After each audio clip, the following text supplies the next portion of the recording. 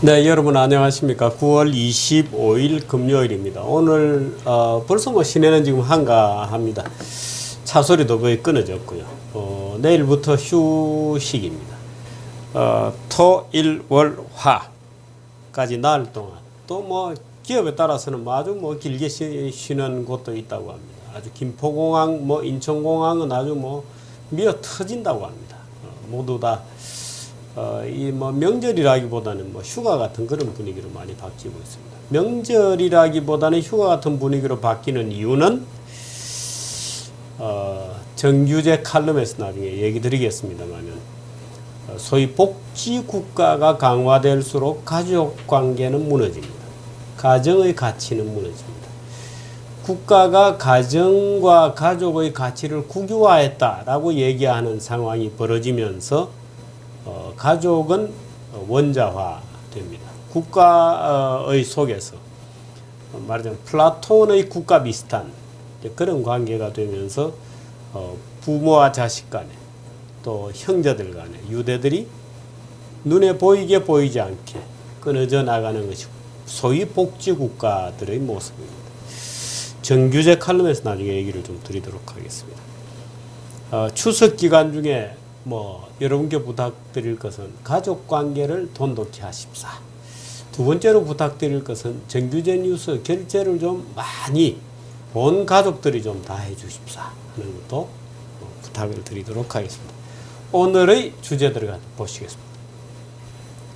황성욱 변호사와 함께 문제 판결 감시, 여성의 화장실을 들여다본 어떤 글쎄요, 또라이에 대한 무죄 판결에 대해서 좀 알아보도록 하겠습니다. 미리 보는 한경이 있고요. 오늘은 정규제 칼럼을 두 편을 들려드리도록 하겠습니다. 하나는 F-35 핵심 기술을 미국이 일본에는 주고 한국에는 안 준다는 그런 상황, 대미 관계에 문제 없나 하는 주제로 말씀을 좀 드립니다. 뭔가 삐걱거리는 소리가 나는 것 같습니다. 우리 정부는 윤병세 장관은 뭐 대미 관계도 역대 최고로 좋다 얘기하지만 글쎄요, 뭔가 그렇지 않은 것 같습니다. 이 친중 노선이 불러일으키는 리스크가 우리 눈앞에 서서히 나타나는 것 아닌가 하는 걱정이 되는 겁니다. 정규제 칼럼 이 두 번째는 복지국가가 가족제도를 파괴한다는 요지로 역시 국가가 세지면 뭐 가정의 국유화라 할까요? 뭐 노인들도 국가가, 어린애도 국가가 뭐 이혼이 늘어나고 뭐 이런 건 뭐 당연한 결론인 것 같습니다. 정규제 칼럼을 두 개 또 올려놓은 것은 여러분들께서 혹시나 추석 연휴 때 정규제 칼럼은 뭐 많이 뭐 무료로 올라와 있습니다만 많이 좀 보십사고 오늘 두 개를 제가 좀 힘이 들고 목은 좀 쉽니다만은 두 개를 올려놓도록 하겠습니다. 오늘은 뉴스 보시죠. 소비가 조금 살아난다고 합니다. KF-X 사업이 잠시 전에 제가 얘기했던 F-35 차세대 전투기 사업입니다. 이런 얘기가 있고요. 미국의 국유 기업 개혁 얘기가 있습니다. 다음. 폭스바겐 사태 일파만파, 힐러리 발언 약감 논쟁에 대해서도 얘기를 좀 드리도록 하겠습니다. 오늘은 뉴스를 일부로 편성해서 8개 뉴스를 한꺼번에 듣고 나머지 쭉 순서를 이어가도록 하겠습니다. 이송현 아나운서 시작해 주시기 바랍니다. 9월 25일 금요일 오늘의 뉴스입니다. 소비자 심리지수가 3개월 연속 상승하며 소비심리 회복이 기대됩니다. 한국은행이 오늘 발표한 2015년 9월 소비자 동향조사 결과에 따르면 9월 소비자 심리지수는 103으로 8월보다 1포인트 상승했습니다. 소비자 심리지수는 메르스 직격탄을 맞은 6월 99까지 떨어졌다가 7월에 100, 8월에 102 등을 기록하며 소폭으로 개선되고 있습니다. 소비자 심리지수가 기준선인 100을 웃돌면 소비자들의 경제 상황에 대한 심리가 과거 평균보다 낙관적인 것을 의미합니다. 다만 전문가들은 소비 심리가 본격 회복됐다고 판단하기엔 아직 이르고 메르스 충격 이후 미뤘던 소비를 늘리고 있기 때문으로 분석하고 있습니다. 네, 이 소비가 조금씩은 느는 것 같은데, 근데 뭐 많이 늘어날 것 같지는 않고요. 그래서 오늘 제가 최근에 워낙 좋지 않은 뉴스들이 많아서 이 소비자 심리 지수가 그래도 좀 회복되고 있다는 것을 머리로 올렸습니다. 그게 아마도 상반기에 4, 5, 6, 7, 8 이렇게 이사 수요도 많았고요. 그래서 여러 가지로 좀 분위기는 조금씩 좋아지는 것 같습니다만, 기조적으로 오늘 지난 주초에 하는 총재가 이제 경제관리연구소장 경제동향점검회의 같은 것을 하면서 원래 2.5 밑으로 떨어지지는 않을 것이다 이런 얘기를 했습니다. 저도 최근에 이주일 하는 총재를 개인적으로 만나서 좀 길게 얘기를 좀 한 적이 있습니다만은 그래도 당장에 이렇게 급격하게 꺾어지는 모양이 나오는 것은 아니고 브라질이라든지 브릭스 국가를 중심으로 신흥 국가를 중심으로 급격한 형태의 어떤 크래시 시장이 붕괴되는 이런 현상이 나타나고 있지만 우리는 아닌 것 같다고 하는 그래도 자신감을 좀 느낄 수 있었다는 개인적인 소회를 좀 말씀드리겠습니다. 네, 다음 뉴스. 중국의 경기 둔화로 우리나라 대중 자동차 수출이 절반 넘게 감소했습니다. 올 들어 8월까지 대중 자동차 수출은 5억 6천만 달러로 지난해 같은 기간에 11억 7천만 달러 대비 52.3% 급감했습니다. 또 다른 주력 수출 품목인 휴대폰은 11.2%, 철강은 15.9% 감소했는데 수출이 절반 넘게 떨어진 것은 자동차가 유일합니다. 나성화 산업통상자원부 수출입 과장은 중국의 경기 둔화로 소비가 줄면서 자동차 구입이 크게 줄었다고 설명했습니다.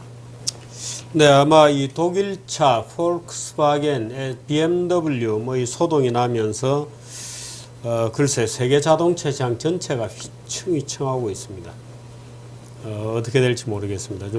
좀 파장이 적지 않게 이어질 것 같고, 이번에는 단순한 실수나 에어백이 잘 안 터졌다, 브레이크 계통에 문제가 생겼다 이런 거하고 달리 이 폴크스바겐이 고의적으로 사기를 친 것이어서, 고의적으로 거짓말을 한 것이어서 이 굉장한 이 파장이 될 것 같습니다. 근데 중국 자동차 나온 얘기가 나온 김에 하나 더 말씀드리면, 도요타가 그 전기 자동차 프리우스를 중국에서 공장에 생산했습니다. 중국 공장에서도 생산했습니다만은 중국 공장 프리우스 라인은 닫고 일본으로 옮겨버린다고 합니다. 비용이 이제 일본에서도 많이 커버가 되었다 이렇게 설명합니다만, 제가 볼 때는 아마 프리우스를 중국에서 빼서 일본으로 다시 옮기는 것은 아마도 산업 스파이라든지 또는 프리우스 기술 만드는 기술의 어떤 유출 가능성이라든지 이런 차원에서 도요타가 결심한 것,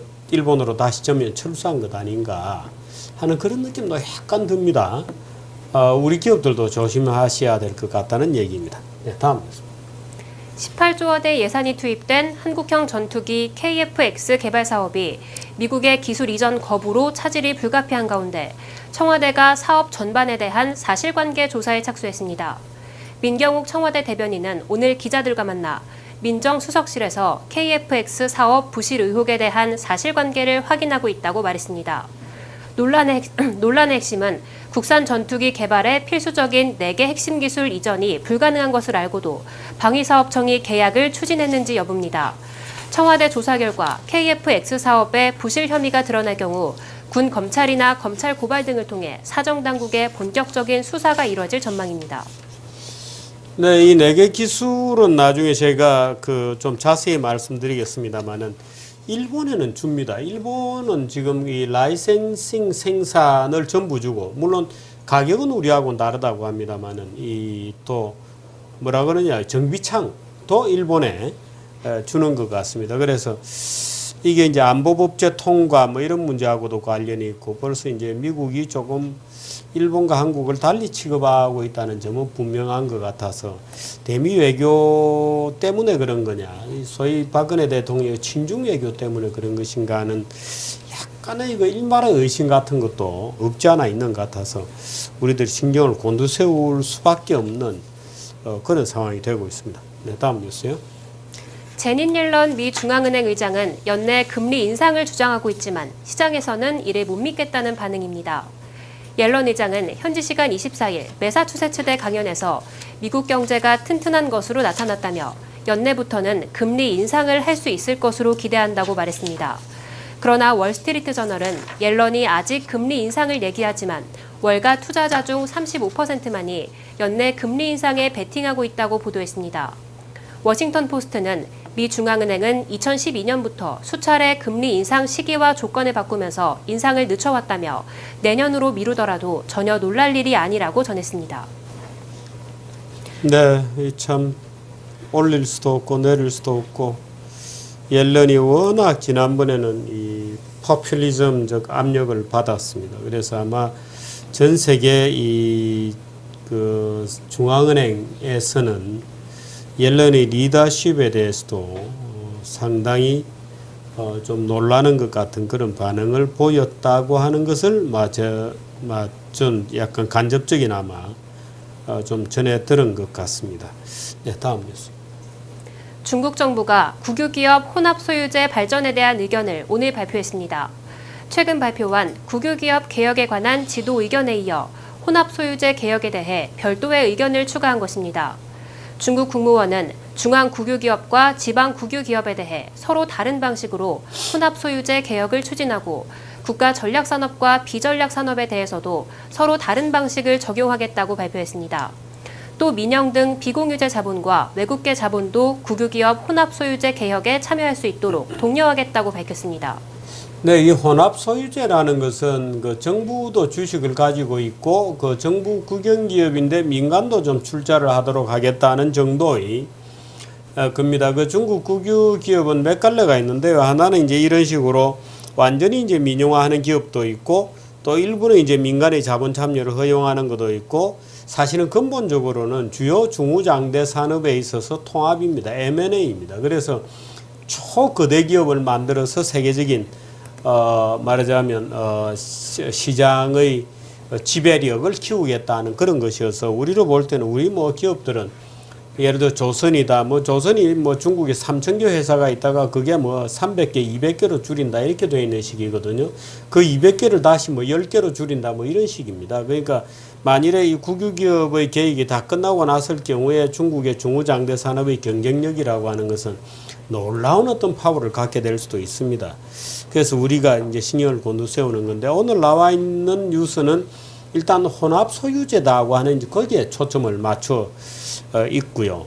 그래서 하나 소개를 드렸습니다. 그 혼합 소유자라는 게 별거 아니다. 국유기업인데 일반 민간 기업의 자본 참여도 허용한다. 이렇게 되어 있는 정도다 하는 겁니다. 요 다음 뉴스 한번 들어보시오. 요 다음 뉴스는 자세히 들으셔야 됩니다. 오늘 그 곡물 가격이 반등할 거다고 하는 주장을 펴는 기사인데 얼마나 이 기사가 사실은 엉터리 기사인지를 여러분에게 보여드리려고 이 기사를 여러분들께 들려드리고자 합니다. 아주 꼼꼼하게 들어보시기 바랍니다. 네, 이송희 씨 부탁합니다.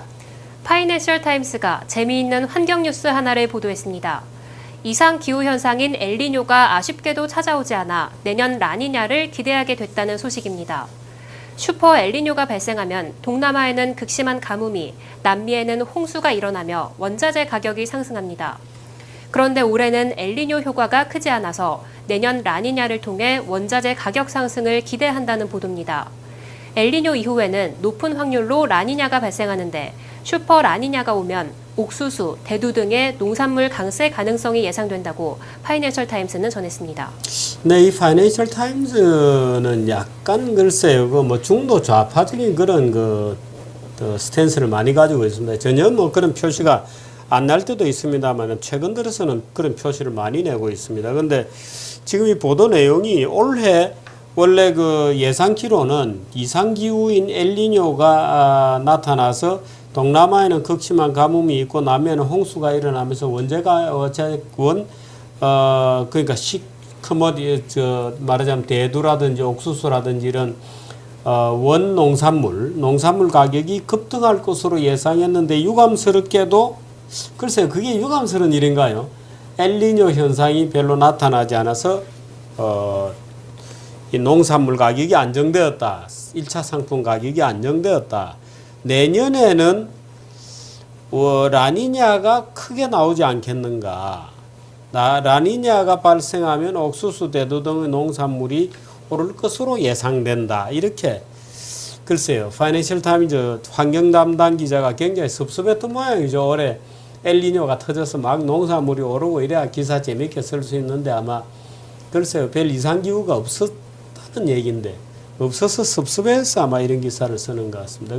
환경을 다루는 기자들 중에 종종 이렇게 쓰는 애들이 있습니다. 그 이상기후가 안 나타나면 그 지극히 정상적이고 좋은 일인데 굉장히 유감이래요. 그래서 제가 여러분들 이런 기사를 볼 때 항상 조심해야 됩니다. 최근에 그 환경 재앙을 주장하는 환경 근본주의자들 중에서 날씨가 더워지지 않는 거, 또 날씨가 뭐 예를 들어 올라가야 정상인데 별로 안 올라가는 것도 온난화 현상 중에 하나다. 이렇게 주장을 하는 참 어처구니 없는 주장들이 난무한다는 것도 우리가 기억을 해야 될 것 같습니다. 다음 뉴스. 폭스바겐의 배출가스 조작 사건 파문이 걷잡을 수 없이 커지고 있습니다. 미국에서는 각 주에서 폭스바겐 차량에 대한 전방위 조사가 이뤄질 예정이고 영국에서는 폭스바겐 차량 소유자들이 집단 소송을 벌일 기세입니다. 또 프랑스는 이미 폭스바겐에 대해 정부 조사가 들어갔고 르노, 푸조 시트로엥 등 자국 자동차에 대해서도 무작위 조사를 한다고 밝혔습니다. 한편 독일 주간지 아우토빌트는 BMW의 X3 디젤 차량이 오염 기준치의 11배에 달하는 배출가스를 내뿜는 것으로 확인됐다고 보도했습니다. BMW는 즉각 성명을 내고 검사 통과를 위한 어떠한 조작이나 속임수도 없었다고 반박했지만 BMW 주가는 이날 장중 한때 10% 가까이 폭락했습니다. 네, BMW도 걸렸습니다. 근데 이 폭스바겐 이번에 그 사기친 것은 저는 이렇게 생각합니다. 중청적인 사기가 있습니다.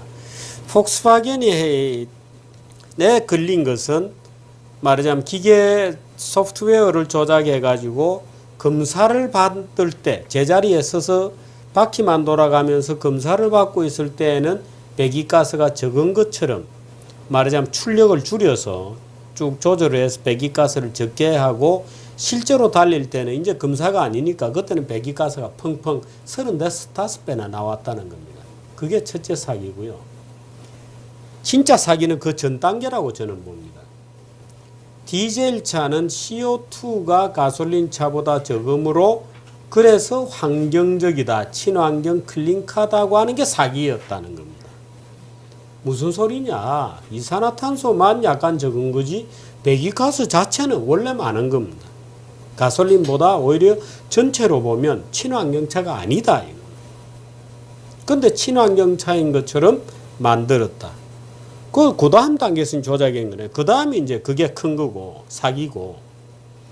더 근원적인 사기는 CO2에 대한 유럽의 과도한 맨메이드 CO2 에미션이 지구온난화의 원인이라고 하는 그부터가 저는 과학적 용어로 포장되어 있는 희대의 사기극일 가능성도 전적으로 배제할 수 있는 것은 아니다. 그렇게 되면 사기는 여러 단계에 걸쳐서 일어난 거죠. 저는 사실 폭스바겐이라든지 벤츠라든지 BMW라든지 이런 회사들이 유럽 환경단체에 어느 정도 기부를 했는지를 밝혀내는 거. 그래서 CO2 캠페인을 어떻게 했는지. 또 디젤차가 마치 CO2가 적음으로 친환경차라고 사기를 어떻게 쳤는지 늘 오히려 밝히는 게 더 중요한 일인데 지금은 이제 말단에 이제 폭스바겐이 기계 조작한 요것만 가지고 지금 세계가 떠들고 있는 단계죠. 저는 사실은 더 거슬러 가야 된다고 생각하지만 아직은 이제 자동차 조작 사건으로 국한되어 있는 것 같습니다. 여러분들도 한번 같이 지켜봐 주시죠. 다음 뉴스. 마지막 뉴스죠? 네, 그렇습니다. 미국에서는 약값을 어떻게 결정해야 될지에 대한 논의가 활발합니다. 미 대선 민주당 후보 힐러리 클린턴은 최근 트위터를 통해 미국 약값이 터무니없이 비싸다며 약값 상한선을 $250로 제한하는 방안을 마련하겠다고 밝힌 바 있습니다. 이에 따라 단순히 임상실험 결과만이 아니라 빅데이터를 활용해서 약의 가치에 기반해 약값을 정하자는 주장이 제기되고 있습니다. 동시에 비효율적인 건강 관련 인프라를 개선하기보다는 약값을 억누르는 쪽을 택하는 정치권에 대한 비판도 제기되고 있습니다. 약값 상한선을 만들겠다는 힐러리의 계획은 대담하지만 제약업계와 공화당의 반발과 비난을 불러일으키고 있습니다. 네, 이건 제가 조금 설명을 드리겠습니다. 타미플루 때도 굉장한 논란이 있었습니다. 그런데 실제로 오늘 아침에 이 지금 약값 문제와 관련해서는 오늘 아침에 월스트리트저널하고 파이낸셜 타임즈가 아주 극명하게 다른 논조로 보도를 하거나 칼럼을 쓰고 있습니다. 월스트리트저널은 소위 우리가 잘 알고 있는 자유주의적 그 입장에 기반해서 제약회사들에게 약 가격의 폭리를 취할 수 있다. 또는 뭐 그게 폭리인지 폭리가 아닌지는 모르지만 약가 책정의 권리가 있다. 자유가 있다. 또 그런 시스템을 통해서 신약이 개발되고 암이 정복되고 있는 거다 지금. 이제 이런 논조를 펴고 있는가 하면 파이낸셜 타임즈 같은 경우에는 일부 성공한 글로벌 레벨의 다국적 제약회사, 거대 제약회사들의 재무제표 같은 것을 보도하면서 제약회사들의 ROE, 영업이익률 같은 게 너무 높다. 그러므로 폭리를 취한다고 하는 논지의 칼럼을 쭉 썼습니다. 어제 아침자 월스트리트저널에 보도된 내용입니다.